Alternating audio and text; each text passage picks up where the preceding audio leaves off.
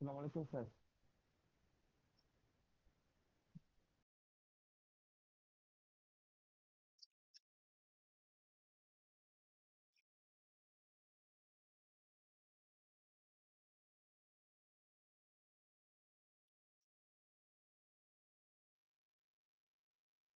আসসালামু আলাইকুম sir.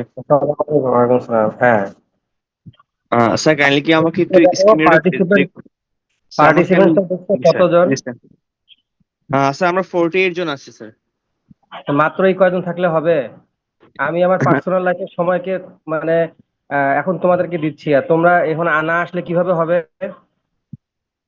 Sir আমাদের তারপরে আমার অফলাইন উচিত ক্লাস তো ছিল যে সাধারণত আজকে মানে ক্লাসটা যেহেতু তোমরা করবা না, দ্যাটস এটা বাদ।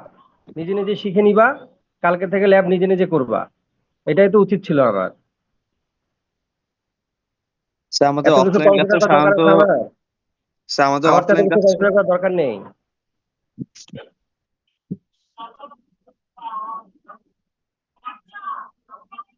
স্যার আমাদের অফলাইন ক্লাসে সাধারণত এই ধরনের পার্টিসিপেন্টসই থাকে স্যার।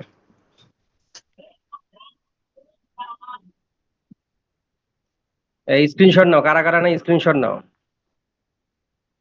স্ক্রিনশট নিয়ে আমাকে পাঠাও কোন কোন আইডি নাই, আর যারা যারা রিনেম করে নাই রিনেম করে ঢুকো, নাহলে আইডি টাইডি ওগুলো আমি ধরবো কালকে ধরে। কালকে ধরবো আমি যে কেন তারা ছিল না, কৈফিয়ত চাবো, নাহলে ল্যাব করতে দেবো না আমি। স্ক্রিনশট নিয়ে আমাকে পাঠাও আলভি, আমরা এখন শুরু করব। আচ্ছা, আর বেশি দেরি করবো না আমি। 7:55, 6:55 থেকে মানে প্রবেশ করে আসি আসি আসি, এক এক করে ঢুকতেছে, মনে হয় যেন জমিদার সবাই।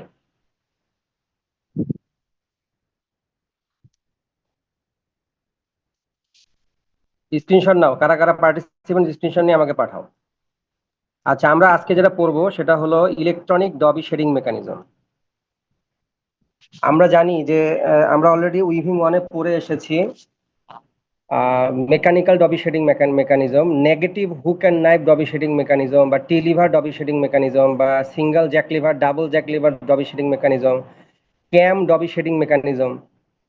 এগুলো সবই হচ্ছে নেগেটিভ ডবি শেডিং মেকানিজম।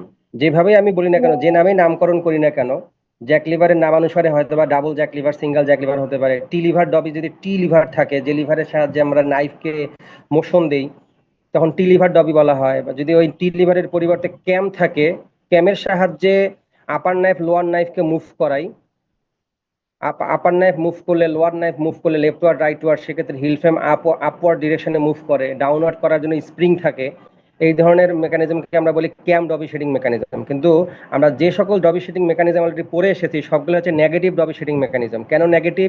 হিল ফ্রেমের আপওয়ার্ড মুভমেন্টকে আমরা মেকানিজমের সাহায্যে কন্ট্রোল করি, কিন্তু ডাউনওয়ার্ড মুভমেন্টটাকে আমরা কন্ট্রোল করতেছি বা আমাদের কন্ট্রোলের বাহিরে, ওটা স্প্রিং কনস্ট্যান্ট বা ডেড ওয়েটের উপরে বেসিস করে হচ্ছে। অর্থাৎ যদি হাই স্পিড লুম হয়, সেক্ষেত্রে আমার কন্ট্রোলে আছে আপওয়ার্ড করব, কিন্তু ডাউনওয়ার্ডটা আমার কন্ট্রোলে না। দ্যাটস ওয়াই এই লুমগুলোতে হাই স্পিড লুম মানে এগুলোতে স্পিড ইনক্রিজ করাটা কঠিন, যেহেতু আমাদের একটা পার্ট হিল ফ্রেমের ডাউনওয়ার্ড মুভমেন্টটা আমাদের কন্ট্রোলে নাই। এটা যদি ডিপেন্ডেন্ট অংশ, এটা হচ্ছে স্প্রিং কনস্ট্যান্ট কম বেশি হয়ে যেতে পারে, বা অনেক কারণেই দেখা যাবে যে স্মুথলি নামবে না। দ্যাটস ওয়াই এটা প্রবলেম ক্রিয়েট হবে। মানে আমাদের মূল উদ্দেশ্য হচ্ছে আমরা উইভিং টুতে যে বিষয়গুলোকে ফোকাস করব, একটা হচ্ছে হাই স্পিড লুমের স্পিডটা অনেক বেশি থাকবে। আমাদের সাধারণভাবে আমরা যে ইন্ডাস্ট্রিতে লুমগুলো দেখি, সেগুলোতে যদি র্যাপিয়ার লুম হয় সেখানে 500 থেকে 600 বা 650 পিপিএম থাকে। আর যদি এয়ারজেট লুম হয়, আমি বেসিক্যালি যখন ছিলাম তখন দেখেছি যে আমরা 1000 পিপিএম এ চালাইতাম, তাহলে 1000 পিপিএম, 1200 পিপিএম এরকম হয়। এবং এটা বেসিস করে অনেকগুলো অনেকগুলো ক্রাইটেরিয়ার উপর বেসিস করে স্পিডগুলোকে সেট করা হয়। সেটা হতে পারে ইয়ার্নের স্ট্রাকচার, ইয়ার্নটা কেমন, ইয়ার্নের স্ট্রেংথ, তারপরে হচ্ছে ইয়ার্নটা কোন ধরনের, হুম, কমড নাকি এরকম কার্ডেড ইয়ার্ন, এবং তার স্ট্রেংথ কেমন, ব্লেন্ডেড নাকি, এই বিভিন্ন ইস্যুর উপর বেসিস করে 1000, 1200, 1100 বা 500, 600, 700 এভাবেই পিপিএম সেট করা হয়। বাকি হাই স্পিড মেকানিজমের জন্য আমাদের উদ্দেশ্য হচ্ছে আমরা লুমের স্পিডকে ইনক্রিজ করব, সাথে সাথে লুমের উইথকে বাড়াবো। শুধুমাত্র স্পিড ইনক্রিজ করলে হবে না, লুমের উইথ বাড়াতে হবে। অর্থাৎ আমরা লুমের উইথ এখন যেমন 190 সেন্টিমিটার থেকে শুরু হয়, তাহলে 190 সেন্টিমিটার থেকে শুরু করে 540 সেন্টিমিটার পর্যন্ত লুমের উইথ হয়। তাহলে সেক্ষেত্রে যখন লুমের উইথ বাড়বে, মানে ফেব্রিকের উইথ বাড়বে, সেক্ষেত্রে কি হবে, স্পিড বাড়ালে পিকিং মেকানিজমের জন্য, ইফেক্টিভ পিকিং করার জন্য পিকিং এর স্পিডও বাড়াতে হবে। তাহলে এটা সিঙ্ক্রোনাইজড হতে বাড়াতে হবে, ডেভেলপমেন্টগুলো সিঙ্ক্রোনাইজড হতে হবে। কারণ আমরা যেহেতু এখন ডবি শেডিং মেকানিজম পড়তেছি, তাহলে আমরা হাই স্পিড শেডিং মেকানিজমের জন্য পজিটিভ শেডিং মেকানিজমকে প্রেফার করব, অর্থাৎ হিল ফ্রেমের আপওয়ার্ড এবং ডাউনওয়ার্ড বোথ মুভমেন্টকে আমরা কন্ট্রোল করব, যাতে আমাদের কন্ট্রোলে থাকে। এই জন্য আমরা স্মুথলি হাই স্পিড করতে পারি, অর্থাৎ কোনোভাবেই যাতে ডিপেন্ডেন্ট না হতে হয়। হিল ফ্রেমের বোথ মুভমেন্টের জন্য কোনোভাবে ডিপেন্ডেন্ট হওয়া যাবে না। তা আমরা যেহেতু নেগেটিভ ডবি শেডিং মেকানিজম পড়ে এসেছি, আমরা জানি, আমরা একটু এটা রিকল করার চেষ্টা করি যে আমরা নেগেটিভ ডবি শেডিং মেকানিজমের মধ্যে টি লিভারের সাহায্যে করেছিলাম প্রথমে। সেখানে আমাদের প্যাটার্ন সিলিন্ডার ছিল, সিলিন্ডারের মধ্যে প্যাটার্ন চেইন ছিল, প্যাটার্ন চেইনের মধ্যে পেক প্ল্যান করা ছিল according to the we've lifting plan of A we've design. Lifting plan অনুযায়ী পেক প্ল্যান করেছিলাম। তখন কার্ভ ফিলার এবং স্ট্রেট ফিলার এগুলোর সাহায্যে আপার নাইফ লোয়ার নাইফকে, আপার হুক লোয়ার হুককে নাইফের সাথে এঙ্গেজ করেছিলাম। মানে সিলেকশনটা মূলত কন্ট্রোল হতো পেক প্ল্যান, যেটা আমরা প্যাটার্ন সিলিন্ডারের মাধ্যমে পেক প্ল্যানটাকে আমরা সিকুয়েন্সিয়ালি মুভ করাতাম। অর্থাৎ পেক প্ল্যান অনুযায়ী প্যাটার্ন সিলিন্ডার যেহেতু রোটেট করতো, তখন পেক প্ল্যান অনুযায়ী হিল ফ্রেমগুলো আপওয়ার্ড এবং ডাউনওয়ার্ড মুভমেন্ট, আপওয়ার্ড মুভমেন্ট করতো, আপওয়ার্ড ডিরেকশনে মুভ করতো। এবং আমাদের লিফটিং প্ল্যান অনুযায়ী যেহেতু পেক প্ল্যানটা করা, দ্যাটস ওয়াই এটা আমাদের ইজিলি ফেব্রিকটা তৈরি হয়। কিন্তু টি লিভার ডবির ক্ষেত্রে আমরা একটা প্রবলেম ফেস করেছিলাম যে আমাদের এখানে ডুয়েল পিরিয়ড, হ্যাঁ, হিল ফ্রেমের ডুয়েল পিরিয়ডটাকে আমরা কন্ট্রোল করতে পারি না, এবং এখানে ডুয়েলটা অনেক কম থাকে। এবং এক্ষেত্রে আমাদের ডুয়েল বাড়ানোর জন্য আমরা ক্যাম শেডিং, টি লিভারের পরিবর্তে ক্যাম এঙ্গেজ করে দিয়েছিলাম। টি লিভার যেখানে থাকবে সেখানে ক্যাম দিয়েছিলাম, দুইটা ক্যাম, 180 ডিগ্রি ফেজ অ্যাঙ্গেলে দুইটা ক্যাম দিয়েছিলাম। নাইফের নাইফের যে লেফটওয়ার্ড রাইটওয়ার্ড মুভমেন্ট, সেই মুভমেন্টটাকে আমরা টি লিভারের পরিবর্তে ক্যামের সাহায্যে নাইফকে কন্ট্রোল করেছিলাম। আচ্ছা, এটা আমরা বুঝতে পারলাম যে এখন আমরা যখন ক্যাম ডবি দেব, টি লিভার থেকে টি লিভারের পরিবর্তে ক্যামে রিপ্লেস করলাম, তখন আমাদের ডুয়েল পিরিয়ডটাকে ইচ্ছা মতো কন্ট্রোল করতে পারতেছি। কারণ কি, আমরা ক্যাম ডিজাইন করার সময় ডুয়েল পিরিয়ড কম বেশি করতে পারি। রাইস ফল বাদে আপের ডুয়েল এবং ডাউনের ডুয়েল যেহেতু আমরা কন্ট্রোল করতে পারি, সেক্ষেত্রে আমরা ইচ্ছা মতো ডুয়েল পিরিয়ডটাকে কন্ট্রোল করতে পারবো। তখন দেখা যায় যে টিলিভার ডবিতে যে ডুয়েল পিরিয়ডের প্রবলেমটা ছিল, যে আমরা কন্ট্রোল করতে পারি না এবং ওয়াইডার উইথের ফেব্রিক তৈরি করতে পারি না, এটা ক্যাম ডবিতে গিয়ে সেটা কিন্তু অনেকটাই মানে সমাধান হয়ে গেল। কিন্তু ক্যাম ডবিটাও আমাদের কিন্তু কি ডবি নেগেটিভ ডবি শেডিং মেকানিজম। সেখানেও হিল ফ্রেমের লোয়ারিংটা হয় স্প্রিং এর সাহায্যে। তাহলে স্প্রিং এর সাহায্যে যদি লোয়ারিং হয়, এটাও নেগেটিভ। আমরা এখন আমাদের টার্গেট হচ্ছে আমরা পজিটিভ ডবি শেডিং মেকানিজম ডেভেলপ করবো, বা পজিটিভ ডবি শেডিং মেকানিজম আমাদের রিকোয়ারমেন্ট আমরা চাই। সাথে সাথে আমরা আরেকটা বিষয় চাই, সেটা হলো ওপেন শেড চাই। আমরা জানি যে আমাদের shed type according to the mechanism of shedding এর উপর বেসিস করে 4 ভাগে টাইপটা ভাগ করা যায়। Open shed, semi open shed, centre close shed এবং বটম ক্লোজ শেড। আমরা যদি ডবির কথা চিন্তা করি, নেগেটিভ ডবির ক্ষেত্রে আমরা দেখলাম যে এখানে সেন্টার ক্লোজ শেড তৈরি হয়, অর্থাৎ টি লিভারের মুভমেন্টে সেন্টার ক্লোজ শেড তৈরি হয়। অর্থাৎ হিল ফ্রেম কনজিকিউটিভ 3 পিক বা 4 পিক বা 2 পিক সময় পর্যন্ত একই পজিশনে থাকে না, সেন্টারে চলে এসে আবার উপরের দিকে চলে যায়। অর্থাৎ যদিও 1 নাম্বার হিল ফ্রেমকে পরপর 3 পিক সময় পর্যন্ত আপ পজিশনে থাকার কথা ছিল, কিন্তু দেখা যাচ্ছে মেকানিজমটা এমনভাবে বিল্ড আপ করা, যার কারণে পরপর 3 পিক বা 2 পিক সময় পর্যন্ত হিল ফ্রেম টপ মোস্ট পজিশনে থাকতে পারে না। পরপর 2টা পিকের মাঝে হিল ফ্রেমগুলো সেন্টারে চলে এসে আবার উপরে চলে যায়। তাহলে এটা একটা প্রবলেম, এখানে আনওয়ান্টেড মুভমেন্ট হচ্ছে হিল ফ্রেমের। দ্যাটস ওয়াই ইয়ার্নের উপরে স্ট্রেস পড়বে, ইয়ার্ন ব্রেকেজ রেট বেড়ে যাবে। তাহলে এখানে বোঝা গেল যে আমাদের নেগেটিভ ডবি শেডিং মেকানিজমের মধ্যে সেন্টার ক্লোজ শেড তৈরি হয়, এবং এটা নেগেটিভ ডবি শেডিং মেকানিজম। এখানে আমরা ডুয়েলটাকেও কন্ট্রোল করতে পারতেছি না। ডুয়েলটা কন্ট্রোল করার জন্য আমাদেরকে ক্যাম ডবিতে যেতে হয়েছে। কিন্তু নেগেটিভ অ্যাজ ওয়েল অ্যাজ আমাদের যে শেডিং গুলো পরে এসেছি আমরা উইভিং ওয়ানে, সেটা ছিল কি সেন্টার ক্লোজ শেড তৈরি হয়। কিন্তু আমাদের রিকোয়ারমেন্ট হচ্ছে পজিটিভ এবং ওপেন শেড তৈরি হতে হবে, এটা হচ্ছে আমাদের রিকোয়ারমেন্ট। এই দুইটা যদি হয়, তাহলে আমরা হাই স্পিড লুমে কনভার্ট করাটা আমাদের সহজ হবে। মানে হাই স্পিড লুমের জন্য এই দুইটা রিকোয়ারমেন্ট। তাহলে আমাদের লাগবে পজিটিভ শেডিং মেকানিজম এবং ওপেন শেড ক্রিয়েট হতে হবে। অর্থাৎ পরপর কয়েকটা পিক সময় পর্যন্ত হিল ফ্রেম গুলো বা কনজিকিউটিভ অনেকগুলো পিক সময় পর্যন্ত হিল ফ্রেম গুলো টপ মোস্ট পজিশনে থাকবে। দুইটা পরপর পিকের মাঝে কখনোই হিল ফ্রেমের কোনো ধরনের মুভমেন্ট হবে না।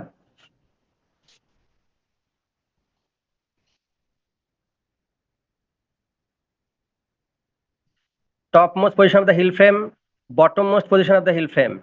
1 নাম্বার পিক আমি এখন ড্র করতেছি, একটু দেখো। 2 number pick, 3 number pick, 4 number pick, 5 number pick. এটা হচ্ছে মাঝখানে হচ্ছে রেফারেন্স লাইন। তাহলে 1 number heald frame, 1 number heald ফ্রেমের জন্য যদি আমি 3 আপ 1 ডাউন চিন্তা করি, মানে 1 নাম্বার হিল ফ্রেমের জন্য 1 নাম্বার হিল ফ্রেমের আপ ডাউনের প্যাটার্নটা হচ্ছে 3 আপ 1 ডাউন। লেট ধরো 3 আপ 1 ডাউন ডিজাইনের জন্যই 3 পিক সময় পর্যন্ত, 3টা পিক সময় পর্যন্ত 1 নাম্বার হিল ফ্রেমটা আপ থাকতে হবে। তাহলে এটা হচ্ছে 1 number heald frame, 1 number pick, 2 number pick, 3 number pick, 4 number pick. তাহলে পরপর 3 পিক সময় পর্যন্ত আপ থাকতে হবে, যে আপ এক পিক, এটা first pick, second pick, third pick, fourth pick. তাহলে এই যে 1 পিক পর্যন্ত আপ, 2 পিক আপ, তারপরে মারিয়াম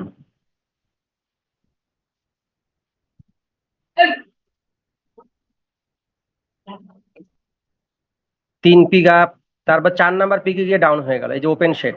এটা আমাদের রিকোয়ারমেন্ট। যদি এরকম হতো যে এই অংশটা 1 নাম্বার পিক এবং 2 নাম্বার পিকের মাঝে সেন্টারে চলে আসে, আবার 2 নাম্বার পিকের সময় আবার আপ হয়, আবার 3 নাম্বার পিকের সময় সেন্টারে চলে এসে আপ হয়, তখন এটা হয়ে যেত সেন্টার ক্লোজ শেড। আমাদের এক্সিস্টিং যে উইভিং ওয়ানে যেটা পড়ে এসেছি, বা negative hook and knife dobby, এখানে আমাদের সেন্টার ক্লোজ শেড তৈরি হয়। এটা একটা unwanted movement of the heald frame, যেটা ইয়ার্নের উপরে স্ট্রেস পড়ার কারণে ইয়ার্নের ব্রেকেজ রেট বেড়ে যায়। আমরা জানি যে উইভিং এর ক্ষেত্রে একটা ওয়ারপেন ছিঁড়ে গেলে মেশিন থেমে যায়, মানে মেশিন থেমে যাওয়া মানেই হচ্ছে এটাকে ম্যানুয়ালি হাত দিয়ে টাই আপ করে তারপরে আবার মেশিন চালাতে হবে।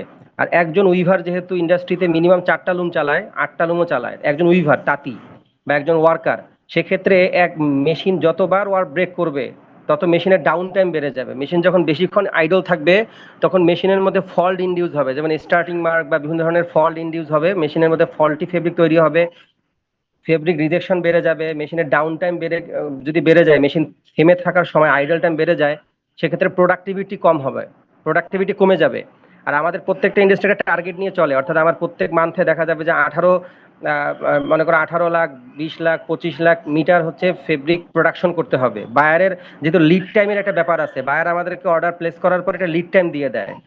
উইভিং এ একটা লিড টাইম থাকে, ডাইং এ একটা লিড টাইম থাকে, ফিনিশিং একটা লিড টাইম থাকে, এরপরে ক্যারিং, এটাকে নিয়ে গিয়ে আবার পোর্টে শিপমেন্টের একটা সময় থাকে, সবগুলো ভাগ করা। দ্যাটস ওয়াই এখানে যখন তোমার রুমে প্রোডাক্টিভিটি কমে যাবে, আলটিমেটলি সবগুলো একবারে সাপ্লাই চেইনের মধ্যে প্রোডাকশন মানে হ্যাম্পার হবে, সাপ্লাই চেইনটাই বিঘ্নিত হবে। দ্যাটস ওয়াই এখানে আমাদের খুব ইম্পর্টেন্ট একটা বিষয় যে আমাদের ব্রেকেজ রেট কমতে হবে। ওয়ার্ক ব্রেকেজ রেটকে বলা হয় সিএমপিএক্স, সেন্টিমিলিয়ন পিক্স, সিএমপিএক্স। আমরা প্রথম ক্লাসে এই টার্মটা ছিল সিএমপিএক্স, সেন্টিমিলিয়ন পিক্স, সিএমপি দিয়ে এক্স। এটা মূলত র্যাপিয়ার লুমের জন্য ব্যবহার করা হয়, পিকানলের বেলজিয়াম কোম্পানি এটা ব্যবহার করে। সিএমপিএক্স মানে হচ্ছে 1 লাখ পিক ইনসার্শনের সময় কতবার ওয়ার্ক ছিঁড়েছে, অর্থাৎ আমাদের মেশিনগুলোতে, লুমগুলোতে পিক কাউন্টিং করে, 1 পিক, 2 পিক, 3 পিক করে কাউন্ট করে। তো 1 লাখ, 2 লাখ, 3 লাখ, 10 লাখ পিক ইনসার্ট হয়েছে, 10 লাখ পিকে ধরো তোমার 11বার ওয়ার্ক ছিঁড়েছে, তো 10 লাখ ওয়ার্ক ব্রেক করে, তাহলে 1 লাখ পিকে কতবার ওয়ার্ক ব্রেক করেছে, এটা একটা ফ্র্যাকশনাল ভ্যালু হয়। এটা যত কম হবে তার মানে হচ্ছে ওয়ার্ক ব্রেকেজ রেট কম। অনুরূপভাবে ওয়েফট সিএমপিএক্স, অর্থাৎ ওয়েফট ইয়ার্ন, পিকিং এর সময় ওয়েফট ইয়ার্ন কতবার ছিঁড়েছে সেটাকে বলা হয় ওয়েফট সিএমপিএক্স, অর্থাৎ 1 লাখ পিকে কতবার, 1 লাখ পিক ইনসার্শনের সময় কতবার ওয়েফট ইয়ার্ন ছিঁড়ে গিয়েছে, এটাকে সিএমপিএক্স বলে। এটা মূলত ওয়ার্ক ব্রেকেজ রেট এবং ওয়েফট ব্রেকেজ রেট, 1 লাখ পিকে কতবার ছিঁড়েছে এটাকে মিন করে। তাহলে এখন স্যার ওয়েভস এর সিএমপি ক্ষেত্রে কি আমাদের প্যারামিটারটা পিক নাকি স্যার তখন ইঞ্চের সাপেক্ষে আমরা কম্পেয়ার করব? 1 লাখ মিটারের সাপেক্ষে কম্পেয়ার করবো, সরি আচ্ছা 1 লাখ 1 লাখ পিকের সাপেক্ষে, ওয়ার্ড 1 লাখ পিকের সাপেক্ষে, মানে 1 লাখ পিকিং হয়েছে, 1 লাখ পিকিং হয়েছে। মানে স্যার আমরা যদি ওয়েভের সাপেক্ষে করি তাহলে 1 লাখ পিক ইনসার্শনে আমার কয়টা ওয়েভ ব্রেক ওয়েভের হয়েছে? সাপেক্ষে না, আমাদের টোটাল, আমাদের লুমের স্পিড যেহেতু পিপিএম, মানে পিক্স পার মিনিট, কত লাখ সাইকেল কমপ্লিট হয়েছে। মনে করো 10 লাখ সাইকেল কমপ্লিট হয়েছে, মানে 10 লাখ পিকিং হয়েছে। পিকিং হওয়া মানে তো শেডিংও হয়েছে, বিটআপও হয়েছে, মানে লুম সাইকেল কমপ্লিট হয়েছে 10 লাখ।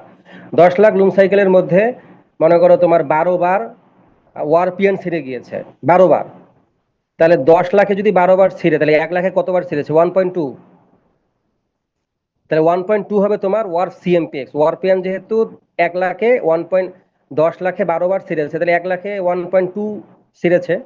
এটা একটা সংখ্যা, একটা একটা ভ্যালু। এই ভ্যালু যত কমবে তার মানে হচ্ছে ওয়ার্প ব্রেকেজ রেট তত কম, মানে লুম ভালো চলতেছে। ক্লিয়ার? জি স্যার।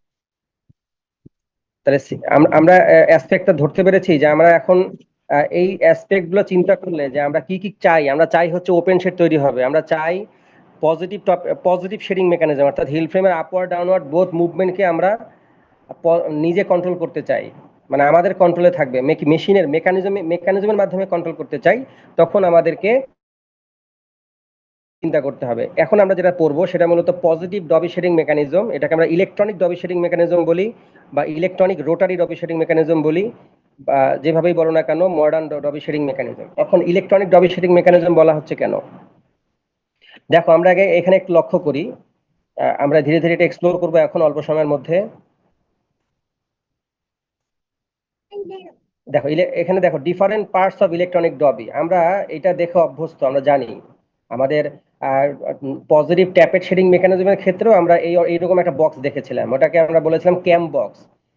তো আমাদের ডবি শেডিং মেকানিজম তো আমাদের যে উইভিং ওয়ানে পড়েছি নেগেটিভ, সেগুলো ছিল কি উপরে, অর্থাৎ লুমের উপরে সাইডে, ডানে বা বামে, এবং লুমের উপরে উপরের দিকে ছিল না, আপার ডিরেকশনে ছিল। আর এখন যে ডবি শেডিং মেকানিজম সেটা রুমের সাইডে হবে, যেভাবে ট্যাপেড শেডিং মেকানিজম দেখে আসলা তোমরা পজিটিভ ট্যাপেড, ঠিক ওভাবে এরকম একটা বক্স থাকবে, এটাকে বলা হচ্ছে ক্যাম ডবির জন্য, সরি এটা হচ্ছে ইলেকট্রনিক ডবি বক্স। সেখানে জ্যাক লিভার আছে এবং ড্রাইভিং শ্যাফট আছে, বেভেল হুইল এবং বেভেল পিনিয়ন আছে, বেভেল হুইল বড়টা, বেভেল পিনিয়ন ছোটটা। এটা মূলত ড্রাইভ করার জন্য এখানে ক্যাম ড্রাইভ শ্যাফট বলা হয়েছে, বাকি আমি এক্সপ্লোর করবো এটা কেন ক্যাম ড্রাইভ শ্যাফট বলা হচ্ছে। জ্যাক লিভার এটা, যেটা আমাদের ট্যাপেড শেডিং মেকানিজম এরকম ছিল। আর এটাকে যদিও ক্যাম বক্স বলতেছি আমরা, এটা ক্যাম বক্স বা ডবি বক্স। আমরা কেন ক্যাম বক্স বলছি এটা একটু পরে দেখবো আমরা। দেখো এখানেও কিন্তু শেড অ্যাঙ্গেল আমরা কম বেশি করতে পারবো, এখানেও শেড অ্যাঙ্গেল আমরা কম বেশি করতে পারবো, ক্লিয়ার শেড তৈরি করতে পারবো সিম্পলি কম বেশি করে, যেভাবে আমরা ট্যাপেড শেডিং মেকানিজমে দেখেছি যে শেড অ্যাঙ্গেল ম্যাচিং করে, ঠিক ডবি শেডিং মেকানিজমের ক্ষেত্রেও জ্যাক লিভারের মধ্যে কানেক্টিং রডের বা কানেক্টিং রডের কম বেশির মাধ্যমে এটা করা হয়। ঠিক ওভাবেই শেড অ্যাঙ্গেল ম্যাচিং করবো আমরা, যেভাবে আমরা শিখে এসেছি। তাহলে এখানেও শেড অ্যাঙ্গেল ম্যাচিং করার ব্যাপার আছে, এখানেও ক্লিয়ার শেড তৈরি করার ব্যাপার আছে। এইটা এল লিভার, যদিও এই তীর চিহ্নটা অন্যদিকে গিয়েছে, এটা এল লিভার, আমরা দেখেছি এল লিভার। এল লিভারের সাহায্যে হিল ফ্রেমের আপওয়ার্ড ডাউনওয়ার্ড মুভমেন্টকে কন্ট্রোল করা যায়। তাহলে যখন এই জ্যাক লিভারটা এই দিকে মুভ করবে, তখন কানেক্টিং রড এই দিকে মুভ করলে এল লিভারটা কি হবে, এই দিকে যাবে। এল লিভারটা তখন এরকম হবে, তখন হিল ফ্রেমটা উপরে উঠবে। এই যে হিল ফ্রেম যে পজিশন আছে এখান থেকে উপরে উঠবে, মানে আপ হবে। ঠিক ট্যাপেড শেডিং মেকানিজম, পজিটিভ ট্যাপেড বা পজিটিভ ক্যাম শেডিং মেকানিজমে যেভাবে আপ হয় সব সেম, জ্যাক লিভার থেকে শুরু করে বাম দিকে সব সেম। এল লিভার হিল ফ্রেম কিভাবে হয় সব একেবারে আগে যেভাবে দেখলাম সেভাবেই। এখন আমরা সেটাকে মূলত তো স্যার এক্সপ্লোর পুল করব। বলা হচ্ছে স্যার, মানে পুলে হ্যাঁ, হচ্ছে কি আপ, পুশে হচ্ছে কি ডাউন। পুশে আপ। এই যে পুশ, জ্যাক লিভার যখন এই দিকে আছে তখন পুশ করবে, সেটা পুশ করতেছে এই দিকে, পুশ পুশ করলে না তারপর আপ হবে। এই যে এল লিভারের পজিশনটা দেখো ফালক্রাম পয়েন্ট থেকে এইরকম হয়ে যাবে, এখন যে আমি ড্র করতে এরকম হয়ে যাবে। পুশ করলো, পুশ করা মানে আপ, আর যখন পুল করবে আবার এই অবস্থায় চলে, পুল করলে নিচের দিকে চলে আসবে, মানে আগের অবস্থায় ফিরে আসবে, অরিজিনে ফিরে আসবে।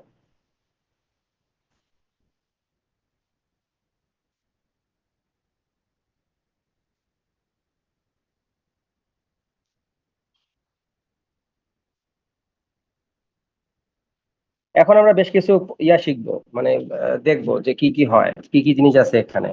আমরা এখানে যে বললাম না একটু আগে ক্যাম বক্স বলা হয়েছিল, এখানে ক্যাম বক্স, এই যে এখানে এটাকে ক্যাম বক্স বলা হচ্ছে এবং ক্যাম ড্রাইভ শ্যাফট বলা হচ্ছে। অর্থাৎ ইলেকট্রনিক ডবি শেডিং মেকানিজমের মধ্যে একটা ক্যাম থাকে। এই ক্যামটা আমাদের যে শেডিং ক্যাম এর থেকে আলাদা, এটা ডেডিকেটেডলি ইউজ হয় শুধুমাত্র ডবি শেডিং মেকানিজমের জন্য, এবং এখানে কোনো প্রোফাইল নাই।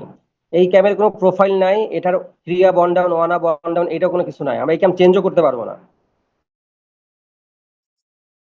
করি ট্যাপেড শেডিং মেকানিজমের জন্য বা ক্যাম শেডিং মেকানিজমের জন্য এটা এরকম না। এটা যদিও ক্যাম, এটা ডেডিকেটেডলি ইউজ হবে শুধুমাত্র ডবি শেডিং মেকানিজমের জন্য। ক্যামটা দেখতে কেমন একটু দেখি। এটা হচ্ছে ক্যাম, এটা হচ্ছে ক্যাম, আমার স্পটলাইট যেখানে এটা ক্যাম।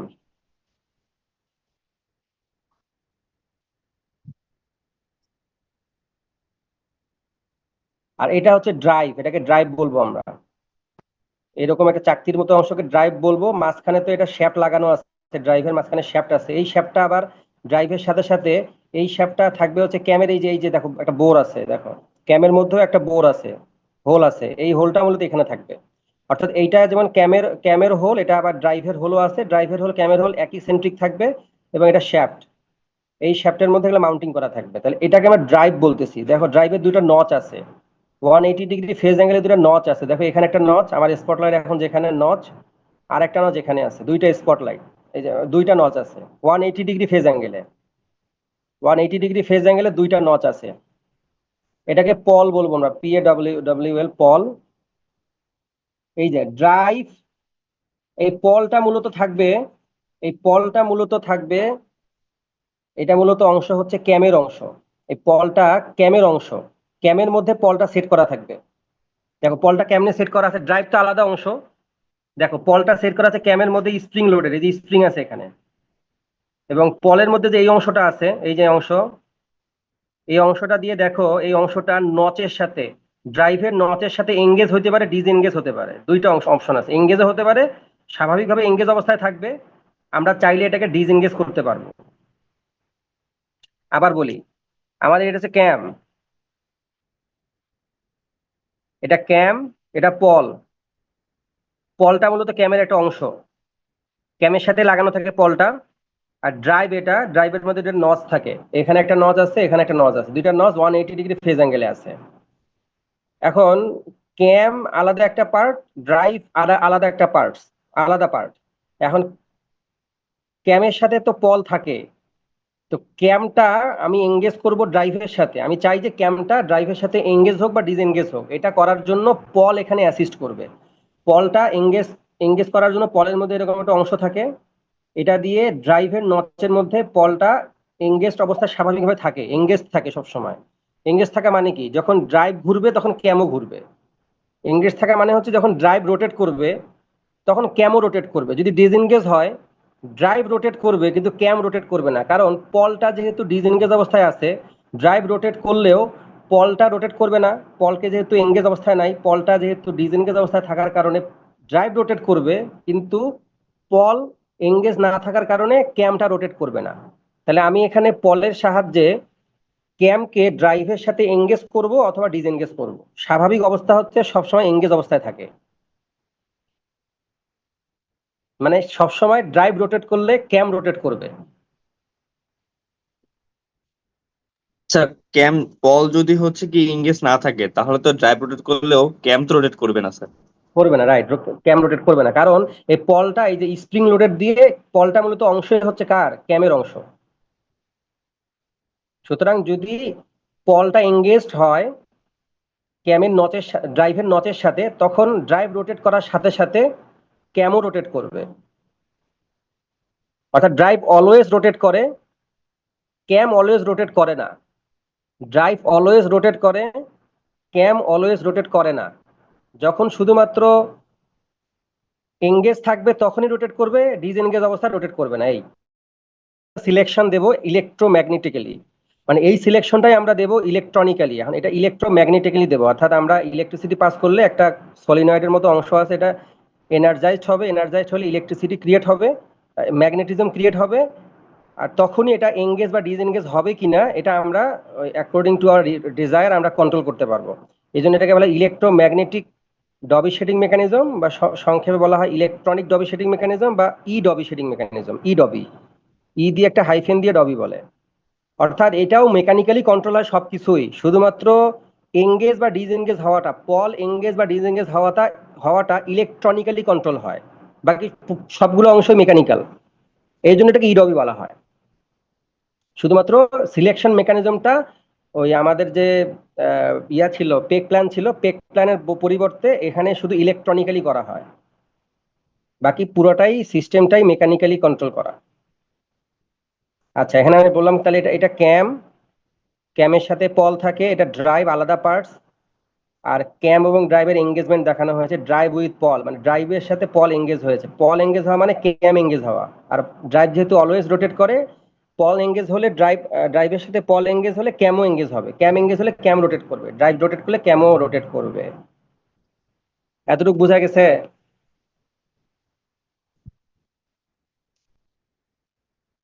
জি স্যার। আমরা কালকে যখন ল্যাব করবো বা এই সপ্তাহে ল্যাব করবো তখন আমরা এই অংশগুলো দেখবো।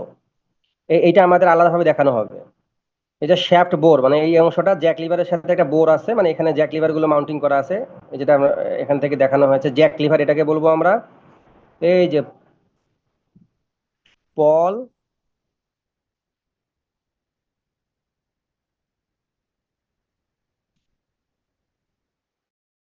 ক্যাম, ক্যামের অংশের মধ্যে এটা আছে ক্যাম। ক্যামের দেখো, ক্যামের সাথে কিন্তু পলটা আছে, দেখছো এই যে ক্যাম না, এই অংশের সাথে ক্যাম, এই ক্যামের সাথে পলটা আছে। পলটা মূলত ক্যামের অংশ, বুঝছো? এই যে ক্যাম, এই যে এখানে ক্যাম আছে, পলটা মূলত ক্যামের। এটা ড্রাইভ, এই যে ড্রাইভ, দেখো ড্রাইভটা দেখা যাচ্ছে বাইরে থেকে। আর ড্রাইভের সাথে সাথে একটা কি আছে, ক্যাম আছে। ক্যামটা আসলে ঘুরবে কিনা এটা ডিফাইন হবে যদি পলটা এঙ্গেজ হয়। তাহলে প্রত্যেকটা হিল ফ্রেমের জন্য, প্রত্যেকটা জ্যাক লিভারের জন্য একটা করে ড্রাইভ, একটা করে ক্যাম, মানে একটা করে ক্যামের সাথে একটা করে পল আছে।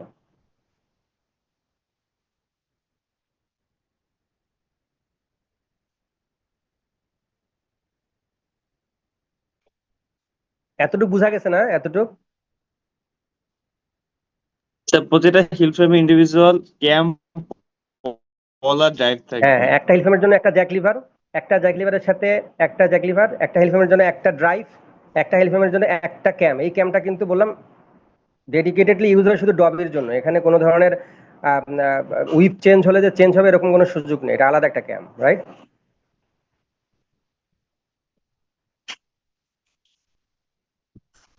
এখন আমরা এইখানে একটু আসি। এই যে, আমাদের জব শিটের মধ্যে এই ছবিটা দেওয়া আছে। দিস ইজ জ্যাক লিভার বা জ্যাক। এখানে ক্যাম আছে, ড্রাইভ আছে, এই যে ক্যাম এবং ড্রাইভ।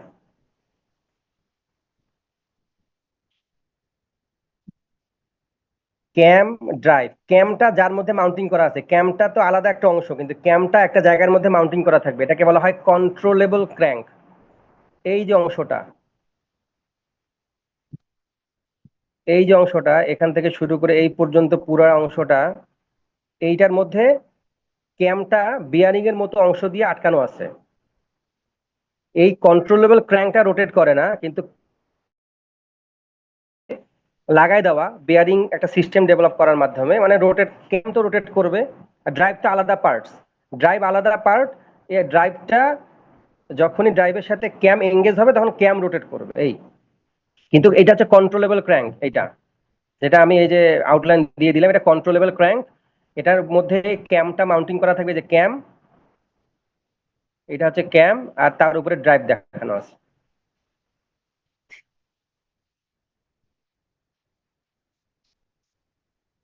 এটা তো গেল ড্রাইভ, ক্যাম, কন্ট্রোলেবল ক্র্যাঙ্ক, জ্যাক মানে জ্যাক লিভার, পল, এটাও দেখানো হলো। আর এটাকে লিঙ্ক বলবো আমরা, লিঙ্ক। এই যে লিঙ্ক, এই লিঙ্কটা এখানে ফালক্রাম করা, এই লিঙ্কটা হচ্ছে ফালক্রাম করা, এই যে অংশটাকে ফালক্রাম করা। যদি ইলেকট্রোম্যাগনেটিজম ক্রিয়েট হয়, ইলেকট্রিসিটি পাস করার কারণে ইলেকট্রোম্যাগনেটিজম ক্রিয়েট হয়, তাহলে এই লিঙ্কটা অ্যাক্টিভেট হয়। কিভাবে হয় একটু করে দেখবো আমরা। ইলেকট্রোম্যাগনেটিজম ক্রিয়েট হলে এই লিঙ্কটা অ্যাক্টিভেট হয়। সেটা কিভাবে হয় আমরা এখন এটা এক্সপ্লোর করব। আপাতত আমরা কন্ট্রোলেবল ক্র্যাঙ্ক দেখানোর জন্য এখানে আসলাম। এখন দেখো আমাদের কন্ট্রোলেবল ক্র্যাঙ্ক কিন্তু এখানেও আছে, এই অংশটা, এই যে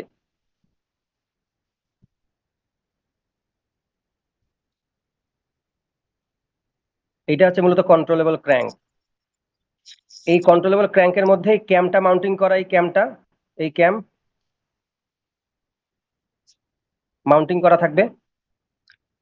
এই কন্ট্রোলেবল ক্র্যাঙ্কের মধ্যে ক্যামটা মাউন্টিং করা থাকবে। ক্যামের একটা পার্টস হচ্ছে পল, তার উপরে ড্রাইভ থাকলে ড্রাইভ এঙ্গেজ বা ডিসএঙ্গেজ হবে পলের সাহায্যে।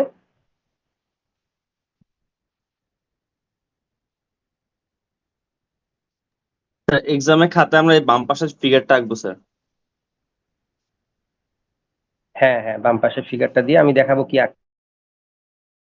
আমাদের প্রশ্ন আছে, বা আমরা বলবো ওটা।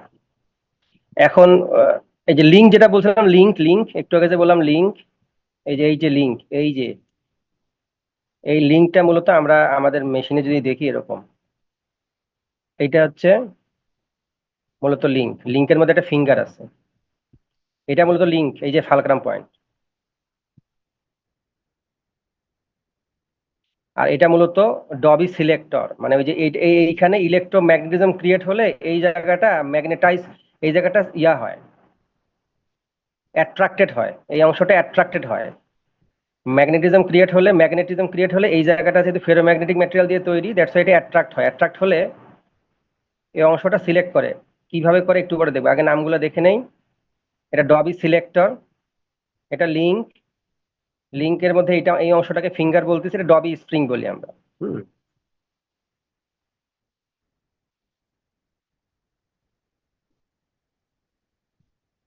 এটা 180 ডিগ্রি রোটেশন দেখানো হয়েছে।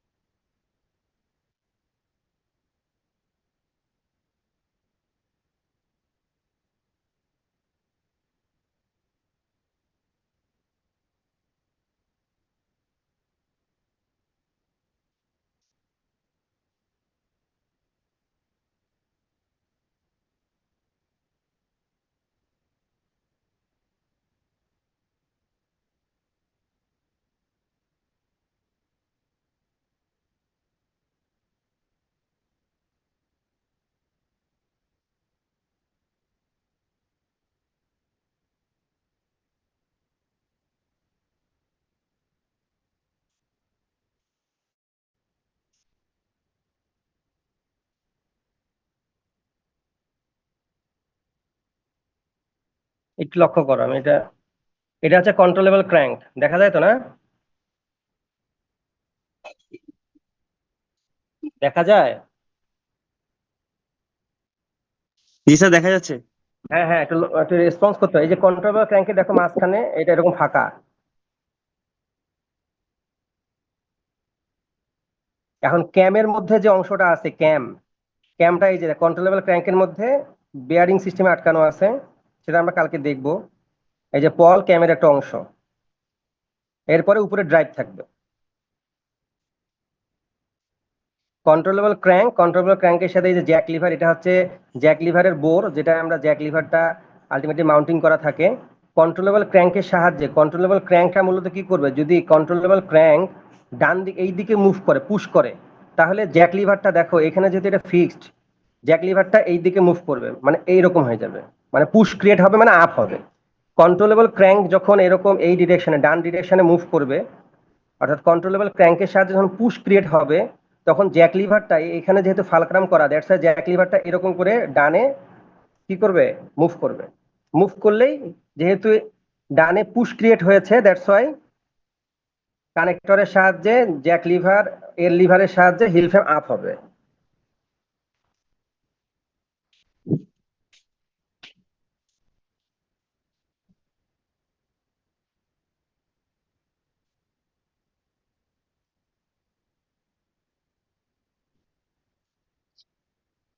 তাহলে কন্ট্রোলেবল ক্র্যাঙ্কের মধ্যে ক্যামটা মাউন্টিং করা থাকবে, ক্যামের একটা অংশ পল, তার উপরে একটা আলাদা একটা পার্ট হচ্ছে ড্রাইভ।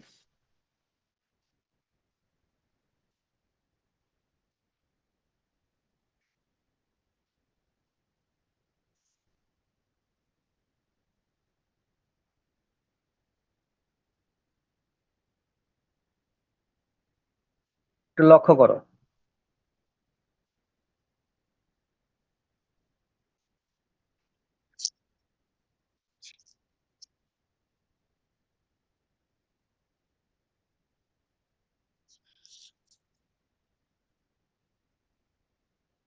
ড্রাইভের যে সেন্টার, ড্রাইভের যে সেন্টার দেখো, ড্রাইভটা যেখানে মাউন্টিং করা আছে, ড্রাইভের সেন্টার এবং কন্ট্রোলেবল ক্র্যাঙ্কের সেন্টার এক বরাবর, কনসেন্ট্রিক, এক কেন্দ্রিক। কিন্তু ড্রাইভের সেন্টার এবং ক্যামের যে সেন্টার, এই ড্রাইভের সেন্টার এবং ক্যামের সেন্টার একে অপরের সাথে ইসেন্ট্রিক অবস্থায় আছে।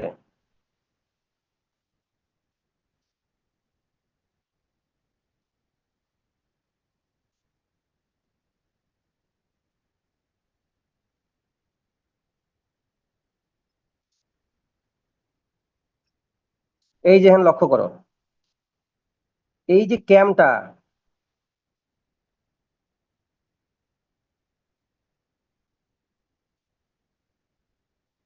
এই যে ক্যামের মধ্যে দেখো বিয়ারিং সিস্টেম দিয়ে যে আটকানো আছে, আটকানোর জন্য যে অবস্থা সেটা কিন্তু এটা সেন্টার এটা। কিন্তু ক্যামের সেন্টার দেখো কোনটা, এইটা যদি ক্যামের বোর হয়, এটার যে সেন্টার এবং ক্যামটা যেখানে মাউন্টিং করা কন্ট্রোলেবল ক্র্যাঙ্কে, তার সেন্টারটা কিন্তু একটু দূরে এইখানে। অর্থাৎ এই যে সার্কেল, এই সার্কেলের সেন্টার এবং যে বোর বা হোল ইসেন্ট্রিক অবস্থায় আছে।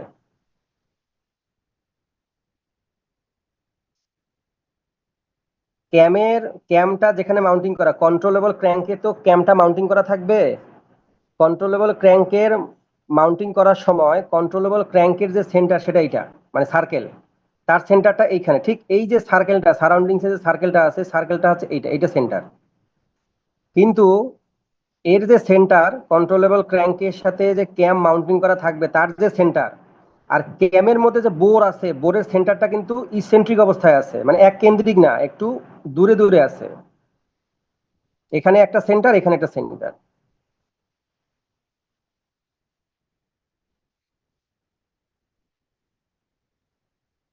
এটা বুঝতে পেরেছো?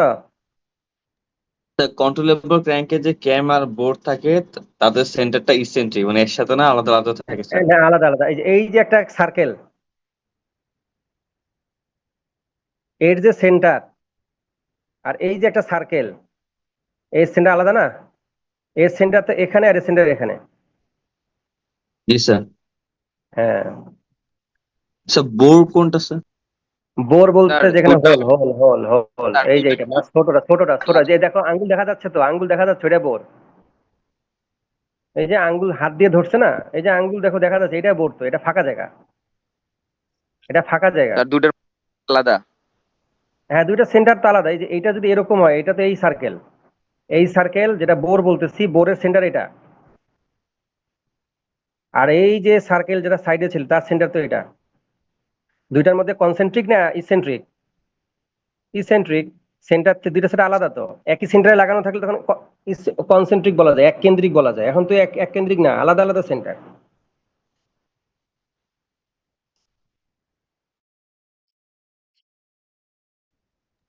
ইসেন্ট্রিক স্যার হওয়ার কারণে যখন ক্যাম রোটেট করবে, যেহেতু ক্যামটা কন্ট্রোলেবল ক্র্যাঙ্কের মধ্যে আটকানো আছে, বুঝো, কিন্তু ক্যামটা কিন্তু কন্ট্রোলেবল ক্র্যাঙ্কের মধ্যে আটকানো আছে। আর ক্যাম যখন রোটেট করবে ড্রাইভের সাথে এঙ্গেজ হওয়ার কারণে, ক্যাম রোটেট করার দ্বারা ক্যাম এবং কন্ট্রোলেবল, ক্যামের সেন্টার এবং কন্ট্রোলেবল ক্র্যাঙ্কের সেন্টার যেহেতু আলাদা ইসেন্ট্রিক অবস্থায়, যখন ক্যাম রোটেট করবে তখন কন্ট্রোলেবল ক্র্যাঙ্কে একটা পুশ এবং পুল ক্রিয়েট হবে। আর কন্ট্রোলেবল ক্র্যাঙ্কে যখন পুশ ক্রিয়েট হবে, তখন জ্যাক লিভারটা ডানে সরে গেলে, এর লিভারগুলো সরে গেলে, মানে ডিসপ্লেস হয়ে গেলে হিল ফ্রেম আপ হবে। আবার যখন কন্ট্রোলেবল ক্র্যাঙ্ক থেকে দূরে সরে যাবে, তখনই কিন্তু ডাউন হবে। একটু লক্ষ্য করো, আমি যে কথাটা বললাম সেটা একটু লক্ষ্য করো, আমি আবারও দেখাই। আমরা কন্ট্রোলেবল ক্র্যাঙ্ক যেটা দেখলাম, সেই কন্ট্রোলেবল ক্র্যাঙ্কের মধ্যে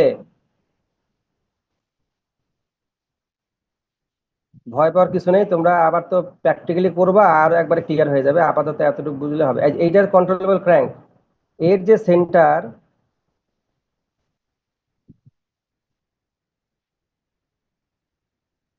এই যে অংশটা, এই অংশের মধ্যেই ক্যামটা মাউন্টিং করা। এই ক্যামটা, এই ক্যামের যে সার্কেলটা দেখাইছি আমি, এই যে সার্কেলটা, এই সার্কেলটা দিয়ে মূলত এই অংশে মাউন্টিং করা কন্ট্রোলেবল ক্র্যাঙ্কের সেন্টার।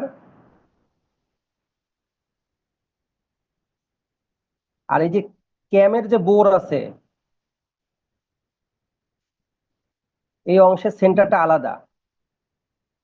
দ্যাটস ওয়াই ক্যাম যখন রোটেট করবে, এই ক্যামটা যখন রোটেট করবে, তখন এই কন্ট্রোলেবল ক্র্যাঙ্কে পুশ এবং পুল ক্রিয়েট হবে। পুশ ক্রিয়েট হলে হিল ফ্রেম আপ, পুল ক্রিয়েট হলে হিল ফ্রেম ডাউন।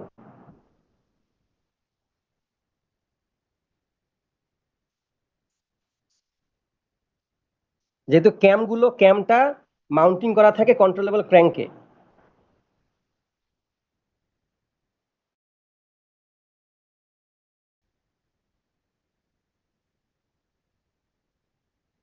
এটা বোঝা গেছে? জি স্যার, ক্লিয়ার করলে আরো ক্লিয়ার হবে স্যার। হ্যাঁ, ল্যাব করলে ক্লিয়ার হবে। বাকি এখানে একটু বুঝতে হবে।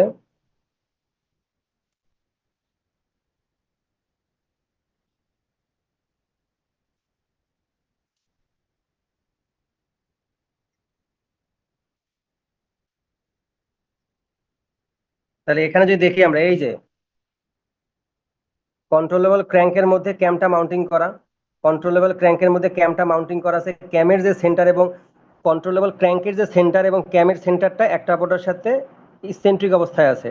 যখন ক্যাম রোটেট করবে কন্ট্রোলেবল ক্র্যাঙ্কে একবার পুশ ক্রিয়েট হবে, ক্যামের হাফ সার্কেল রোটেশনে পুশ ক্রিয়েট হবে, বাকি হাফ সার্কেলে পুল ক্রিয়েট হবে। তখনই কন্ট্রোলেবল ক্র্যাঙ্কে যখন পুল বা পুশ ক্রিয়েট হবে তখনই পুল ক্রিয়েট হলে তো ডাউন হবে আর পুশ ক্রিয়েট হলে আপ হবে, মানে হিল ফ্রেম আপ হবে।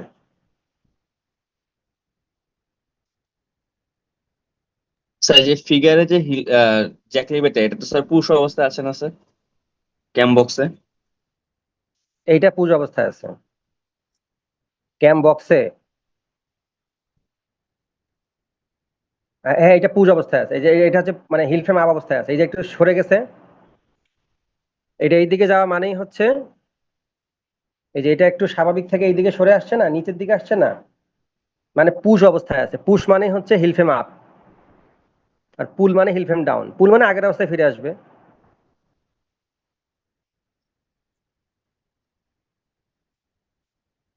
তাহলে কন্ট্রোলেবল ক্র্যাঙ্কের এই অংশের মধ্যে বেয়ারিং সিস্টেম, নিজস্ব ডেভেলপড বেয়ারিং সিস্টেমের মাধ্যমে, অর্থাৎ মেশিন কোম্পানি ডেভেলপ করেছে, ওই ডেভেলপ বেয়ারিং সিস্টেমের মাধ্যমে ক্যামটা এখানে লাগানো থাকবে। ক্যামের সেন্টার, ক্যামের যে বোরের যে সেন্টার এবং কন্ট্রোল ক্রিয়েট করা থাকবে, ইসেন্ট্রিক অবস্থায় থাকবে। তার মানে ক্যাম যখন রোটেট করবে তখন কন্ট্রোলেবল ক্র্যাঙ্কে পুশ এবং পুল ক্রিয়েট হবে। পুশ ক্রিয়েট হলে আপ, আর পুল ক্রিয়েট হলে ডাউন।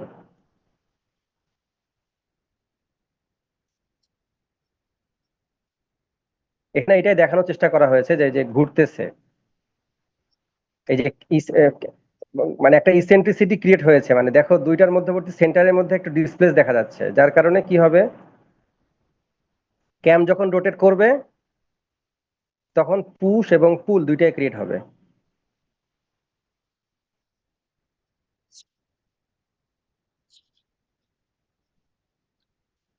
এটা পরে দেখি। এটা হচ্ছে যে মূলত ফিঙ্গার।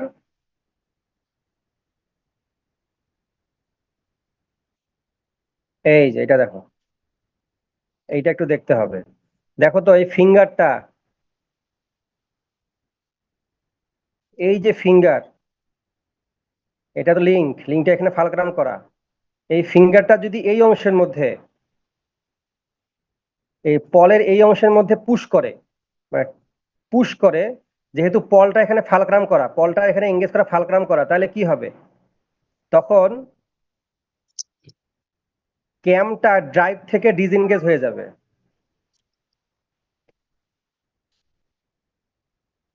যদি লিঙ্ক, এই যে লিঙ্কের ফিঙ্গার যদি ক্যামের পলকে পুশ করে, যেহেতু পলটা এখানে ফালক্রাম করা, এই পয়েন্টে, এই যে আমার এখন স্পটলাইট এখানে এই পয়েন্টে ফালক্রাম করা, তাহলে এই প্রান্ত যদি পুশ করে তাহলে এই প্রান্ত এদিকে সরে আসবে, বামে সরে আসবে, উপরের প্রান্তটা বামে সরে আসলেই ড্রাইভের নচ থেকে ডিসএনগেজ হয়ে যাবে। যদি পল ডিসএনগেজ হয়ে যায় মানে কি, ক্যাম ডিসএনগেজ হয়ে যাবে, যেহেতু পলটা ক্যামের একটা অংশ।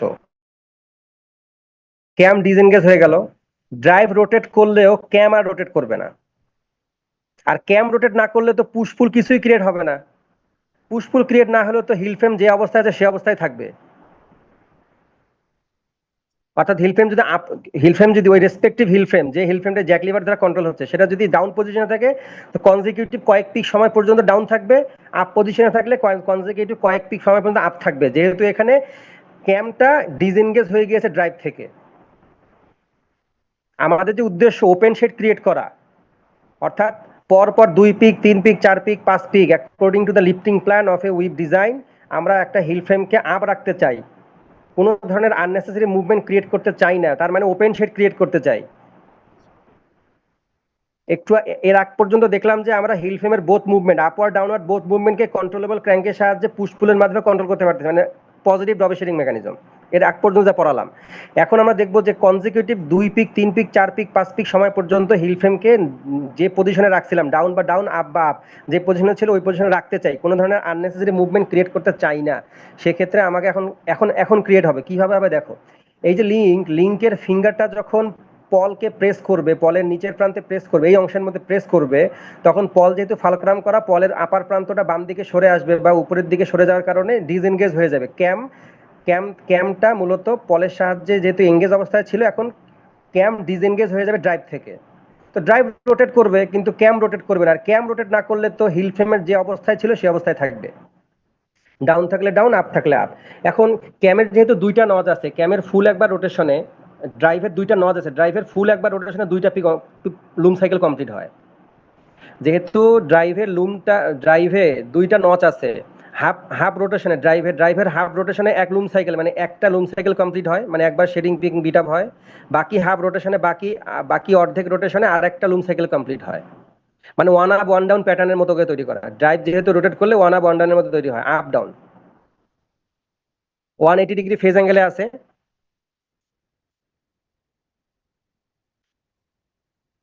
তাহলে ড্রাইভার একবার রোটেশনে দুইটা লুম সাইকেল কমপ্লিট হয়।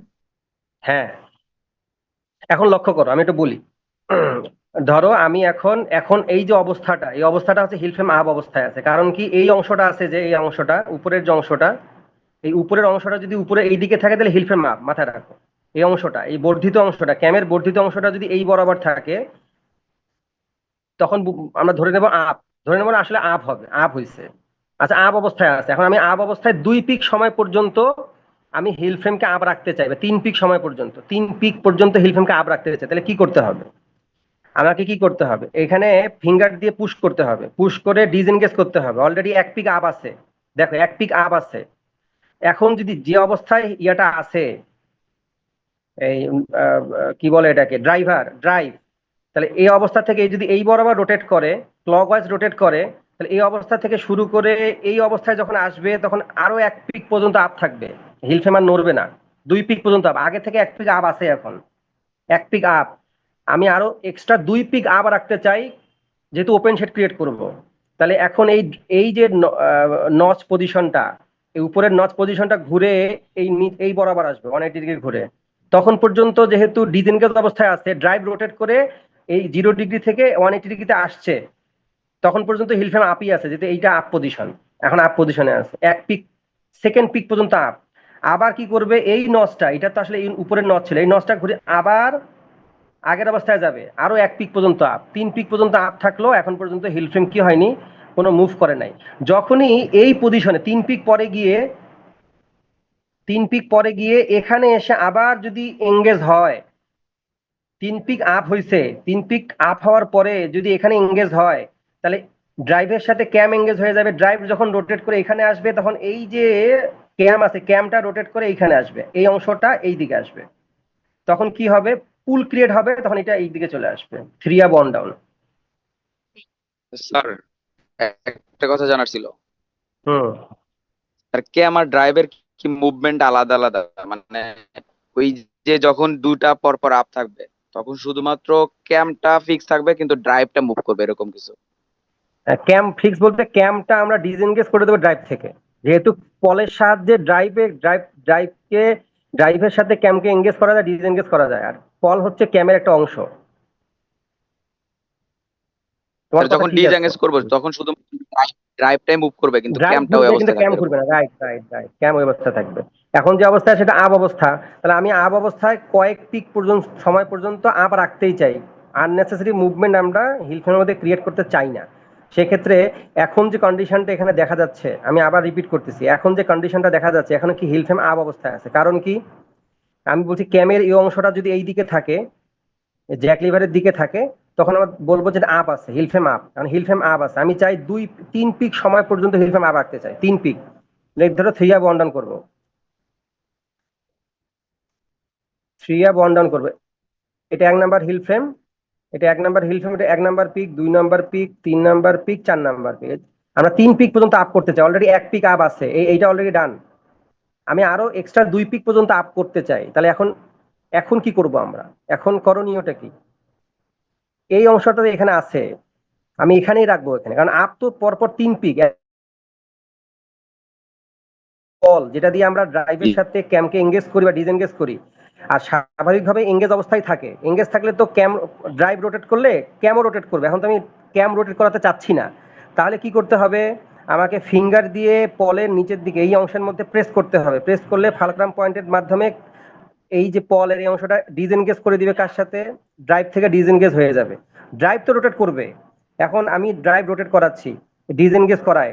ড্রাইভ যখন অলরেডি এক পিক আপ হয়েছে, ড্রাইভ যখন এই এই ড্রাইভের এই নসটা, এটা 1 নাম্বার নসটা যখন ঘুরে আবার এইখানে আসবে, এই 1 নাম্বার পজিশন থেকে 2 নাম্বারে আসবে 1 নাম্বার নসটাই, তখন তো আরো এক পিক কমপ্লিট হলো, একটা লুম সাইকেল কমপ্লিট হলো, কিন্তু 2 নাম্বার পিকও ইনসার্ট হয়ে গেছে, কিন্তু হিল ফ্রেম আপ অবস্থায়, কারণ এটা তো নড়েই নাই। 2 নাম্বার পিক হয়ে গেছে। আবার এই যে এই নসটা তো উপরের নসটা তো এখানে আসে, 2 নাম্বার অবস্থানে আসে, এখান থেকে আবার 1 নাম্বার অবস্থানে চলে যাবে, 3 নাম্বার পিক। এই অবস্থাতেও যেহেতু ডিসএনগেজ অবস্থায় আছে, তাহলে সেক্ষেত্রে ক্যাম কোনো ধরনের মুভ না করার কারণে হিল ফ্রেম যে অবস্থায় সেই অবস্থায় ছিল, মানে আপ অবস্থায় ছিল, 3 নাম্বারটা আপ হয়ে গেল। 4 নাম্বারে যেহেতু ডাউন, এখন হবে কি, এইখানে কি হবে, এবার কি হবে যে ফিঙ্গারটা পুশ করবে না, ছেড়ে দিবে, তাহলে পল এঙ্গেজ হয়ে যাবে ক্যামের সাথে, ক্যামের নট, ড্রাইভের নটের সাথে, মানে ক্যাম এঙ্গেজ হয়ে গেল। এখন যখন ড্রাইভ রোটেট করবে, ক্যামও রোটেট করবে। ড্রাইভ রোটেট করে এখানে আসলো, আর ক্যামের যে অংশটা ছিল এই অংশটা এখানে চলে আসছে, ঘুরে রোটেট করে এইখানে চলে আসছে। তখন তো এখন পুল ক্রিয়েট হওয়ার কারণে এই অংশটা এরকম করে চলে আসবে, মানে ডাউন হয়ে যাবে, 4 নাম্বার পিকও ডাউন হয়ে যাবে।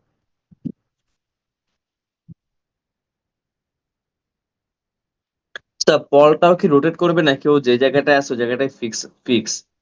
কোনটা? এই স্যার অংশটা বল কি রোটেট, রোটেট করে স্যার? পল রোটেট করবে, হ্যাঁ পল রোটেট করবে।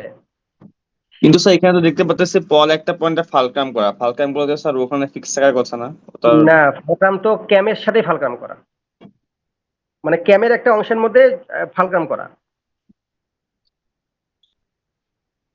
মানে পলটা ক্যামের একটা অংশ যেহেতু, পলের একটা অংশের সাথে ফালক্রাম করা, অর্থাৎ ক্যাম রোটেট করলে পল সহ সব রোটেট করবে, পলও রোটেট করবে।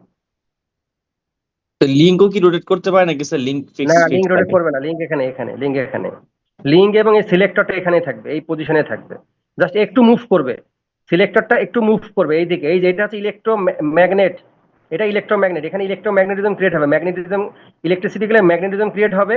আর এই যে ডবি, এই যে সিলেক্টর, যেটা সিলেক্টরটা এখান থেকে পুশ যখন এনার্জাইজড হবে, ইলেকট্রোম্যাগনেটটা এনার্জাইজড হবে, মানে এখানে ইলেকট্রিসিটি পাস করার কারণে ইলেকট্রোম্যাগনেটিজম ক্রিয়েট হবে, তখন এই অংশটা ফেরোম্যাগনেটিক ম্যাটেরিয়াল দিয়ে তৈরি, তাহলে এই অংশটা এখানে অ্যাট্রাক্টেড হবে। অ্যাট্রাক্টেড হলেই এই অংশ দিয়ে, এর পরের স্লাইডটা দেখাই তাহলে বুঝো।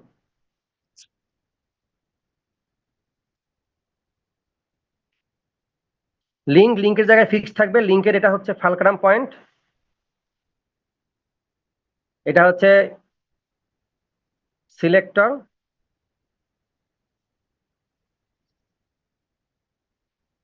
এই যে এটা ইলেকট্রোম্যাগনেটিজম ক্রিয়েট হওয়ার কারণে এনার্জাইজড হয়েছে, ইলেকট্রোম্যাগনেট এনার্জাইজড। দেখো তখন কিন্তু ইলেকট্রোম্যাগনেটের পজিশনটা এখানেই আছে, কিন্তু এই সিলেক্টরটা দেখো এই যে ফেরোম্যাগনেটিক ম্যাটেরিয়াল দিয়ে অ্যাট্রাক্টেড হয়েছে, তখন এই সিলেক্টর এই অংশটা, নিচের অংশটা দিয়ে সে কি করেছে, লিঙ্ককে পুশ করেছে। পুশ করার কারণে লিঙ্ক কিন্তু আলটিমেটলি ফিঙ্গার দিয়ে, লিঙ্কের নিচ প্রান্তে ফিঙ্গার দিয়ে তখন এই পলকে ডিসএনগেজ করাই দিয়েছে। আগে যাই, এই যে স্বাভাবিক অবস্থা এইটা না, তখন ইলেকট্রো এনার্জাইজড, মানে ইলেকট্রোম্যাগনেটিজম ক্রিয়েট হয় না, ইলেকট্রিসিটি পাসও হয় নাই, দ্যাটস এখানে ম্যাগনেটিজমও ক্রিয়েট হয় নাই, কোনো ধরনের অ্যাট্রাকশনও ক্রিয়েট হচ্ছে না, দ্যাটস এটা স্বাভাবিক অবস্থায় আছে। তখন কিন্তু পল অলওয়েজ ক্যামকে ড্রাইভের সাথে এঙ্গেজ অবস্থায় রাখছে, এটা সবসময় স্বাভাবিক অবস্থায় এটাই, ক্যাম অলওয়েজ এঙ্গেজ অবস্থায় থাকবে ড্রাইভের সাথে। যখন ডিসএঙ্গেজ করতে চাবো তখনই ইলেকট্রোম্যাগনেটিজমটা ক্রিয়েট হতে হবে, মানে ইলেকট্রোম্যাগনেটিজম ক্রিয়েট হলে এটা এনার্জাইজড হবে, এনার্জাইজড হলে সিলেক্টরের সাহায্যে লিঙ্কের উপরের প্রান্তটা পুশ হবে, যেহেতু লিঙ্কটা মূলত এটা ফালক্রাম করা এই পয়েন্টের মধ্যে, যখনই লিঙ্ককে পুশ করবে তখনই কিন্তু লিঙ্কের নিচের যে ফিঙ্গারটা কিন্তু পলকে পুশ করার মাধ্যমে পলকে ডিসএঙ্গেজ করাই দিবে। আর পল যেহেতু ক্যামের একটা অংশ, তাহলে ক্যামটা ডিসএঙ্গেজ হয়ে যাবে ড্রাইভ থেকে, তখন ড্রাইভ রোটেট করলেও ক্যামেরা রোটেট করবে না, তখন হিল ফ্রেম যদি ডাউন পজিশনে থাকে ডাউনে থাকবে কনজিকিউটিভ কয়েক পিক পর্যন্ত, আপ থাকলে আপই থাকবে কনজিকিউটিভ কয়েক পিক পর্যন্ত, মানে ওপেন শেড ট্রেড হলো। আমাদের যে রিকোয়ারমেন্টটা ফুলফিল হলো।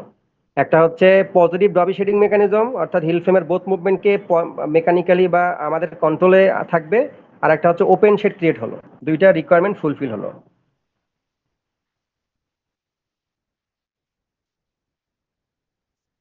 আর কিছু নেই। স্যার তাহলে একটা বিষয় যে আমার যদি হচ্ছে গিয়ে পলটাকে পুশ করতে হয়, তাহলে পলটা যখন ঘুরে লিঙ্কের কাছে আসবে তখনই করতে হবে স্যার, অর্থাৎ জিনিসটা খুব মানে ফাস্ট এবং সফিস্টিকেটেড স্যার।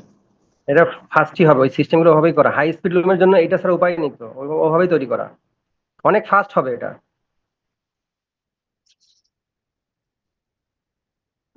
ডবি লুম গুলো সাধারণত যদি তুমি আম, দেখো যে টয়োটার ডবি লুমটা আলাদা, টয়োটা যেহেতু হাই স্পিড লুম, টয়োটা এটা এটা এসডব্লিউ ডবি লুম, হ্যাঁ, এসডব্লিউ ইলেকট্রনিক ডবি, এসডব্লিউ এটা ডেভেলপ করেছে, এসডব্লিউ প্যাটেন্ট করা। টয়োটা জেটি 810710 যে ডবি আছে সেই ডবিগুলো আবার আলাদা, মানে ওরা একটা আলাদা ডবি মেকানিজম ডেভেলপ করেছে আরো হাই স্পিড করার জন্য। এটা হচ্ছে মোটর ড্রিভেন ডবি, অর্থাৎ ওইটা প্রত্যেকটা হিল ফ্রেমকে সার্ভো মোটর দিয়ে, এসি সার্ভো মোটর দিয়ে আরো মানে আরো স্পিডে কন্ট্রোল করার জন্য, যেহেতু ওরা আসলে 1200 ppm এ চালায়, মানে ওটা আরো বেশি স্পিডে করার জন্য। এখানে যদি মেকানিক্যাল পার্টস অনেক আছে, দ্যাটস ওয়াই এখানে দেখা যাচ্ছে আমরা যদি পিকানলের র্যাপিয়ার লুম চালাই, র্যাপিয়ার লুমে দেখা যাচ্ছে 800 তো খুব রেয়ার, 800 ppm চালানো যায় না, 700, 550, 650 এরকম চালানো যায়। এটা অনেক স্পিড, কিন্তু অনেক স্পিড, মানে 1 সেকেন্ডে যদি 500 ppm ও 600 ppm হয়, 1 সেকেন্ডে 10 বার লুম সাইকেল কমপ্লিট হয়। 600 ppm হলে কি 1 সেকেন্ডে এক বলার পরে দুই বলার আগেই 10 বার লুম সাইকেল কমপ্লিট হবে, 10 বার শেডিং, 10 বার পিকিং, 10 বার বিটাপ হয়ে যাবে, মানে অনেক স্পিড। এই যে ডবি সিলেক্টর, এই যে সিলেক্টর, এটা কিভাবে সিলেক্ট করতেছে এটা দেখলাম, বাকিটা আমরা এক্সপ্লোর করব ল্যাবে। এটা সবাই এখন বুঝতেই হবে, বুঝে ল্যাবে স্যার আবার ডবি স্প্রিং এর কাজটা তো স্যার দেখলাম না। এটা রিটার্নিং করার জন্য, যখন তোমার এটা মানে রিটার্ন করতে হবে না, যখন এনার্জাইজড হলো, এনার্জাইজড হলে তো সেটা ফেরোম্যাগনেটিক ম্যাটেরিয়ালের কারণে অ্যাট্রাক্টেড হলো, কিন্তু যখন ডিজেনার্জাইজড হবে আগের অবস্থায় ফিরে আসতে হবে না। এই যে যেগুলো এগুলো ডবল স্প্রিং। এনার্জাইজড হলে তো ultimately electromagnet pools the spring, মানে যখন এনার্জাইজড হবে তখন তো সেটা অ্যাট্রাক্টেড হলো, যখন ডি এনার্জাইজড হবে তখন সিলেক্টর গুলোকে আগের অবস্থায় ফিরে আনার জন্য ডবি স্প্রিংটা ব্যবহার হবে, মানে একটা ডবি স্প্রিং আগের জায়গায় ফিরে আনার জন্য। আর এগুলো হচ্ছে ইলেকট্রোম্যাগনেটিজম ক্রিয়েটার, এই যে এটা দেখছো, এই নিচের দিকে দেখা যাচ্ছে যে ভার্টিক্যালি, এগুলো মূলত এখানে মূলত যখন ইলেকট্রিসিটি পাস হয় তখন এটা আলাদা আলাদা, এক একটার জন্য এক একটা হিলফ্রেমের জন্য এক একটা অংশ, 1 নম্বর হিলফ্রেম 12, 13, 14, 15, 16, 17, 18, 19, 20টা হিলফ্রেমের জন্য এখানে 20টা আছে, 20টা হিলফ্রেম কন্ট্রোল করা যায় এই ডবিতে, 20টা হিলফ্রেম কন্ট্রোল করা যাবে, 20টা পয়েন্ট আছে, যে এক একটা অংশ এক একটা হিলফ্রেমের জন্য। এখানেও দেখো 20টা আছে, 1, 2, 3, 4, 5, 6, 7, 8, 9, 10, 11, 12, 13, 14, 15, 16, 17, 18, 19, 20, 20টা হিলফ্রেমের জন্য এই ডবিটা। ডবি স্প্রিংটা বুঝছো? যখন সিলেক্টরটা এনার্জাইজড হবে, এই যে সিলেক্টরটা যখন এনার্জাইজড হবে, সরি, ইলেকট্রোম্যাগনেট যখন এনার্জাইজড হবে সিলেক্টরটা তো অ্যাট্রাক্টেড হবে, সিলেক্টরটা অ্যাট্রাক্টেড হলো, যখন ডিএনার্জাইজড হবে, ডিজেনার্জাইজড হবে তখন তো তাকে আগের অবস্থায় ফিরে আসতে হবে। এই জাস্ট এটা সিম্পলি ওই জায়গায় যাতে ফিরে আসে এটাকে কন্ট্রোল করার জন্য। এই যে এখন তো অ্যাট্রাক্টেড হলো, আগে কি ছিল। ঠিক আছে, সকলকে ধন্যবাদ। কারো কোনো কোশ্চেন না থাকলে আমরা এটা ভালো করে বুঝবো, এটা প্রিন্ট করব, আমাদের ল্যাবে গিয়ে ডিরেক্টলি ল্যাবে ক্লাস শুরু হয়ে যাবে, ডিরেক্টলি আমরা দেখব। আমরা যখন ল্যাবের ভাইবা নেব তখন আমরা বলবো যে তুমি আমাকে 4 আপ 2 ডাউন এই ডবি দিয়ে আমি ওই কন্ট্রোলেবল ক্র্যাঙ্ক সহ অংশটা আমাদের ল্যাবে আছে, আমরা ওখানে দেখাবো। তখন তোমাকে বলা হবে ভাইবার মধ্যে যে তুমি এটাতে 4 আপ 2 ডাউন আমাকে করে দেখাও, ওপেন শেড করে দেখাও, 4 আপ 2 ডাউন, একজনকে 3 আপ 3 ডাউন দেখাও, 2 ডাউন 3 আপ দেখাও। তখন তোমরা দেখাবা এটা ডাউন শুরু হলো, এখন থেকে আপ হলো, এই যে ঘুরতেছে স্যার, কিন্তু এখন, হ্যাঁ।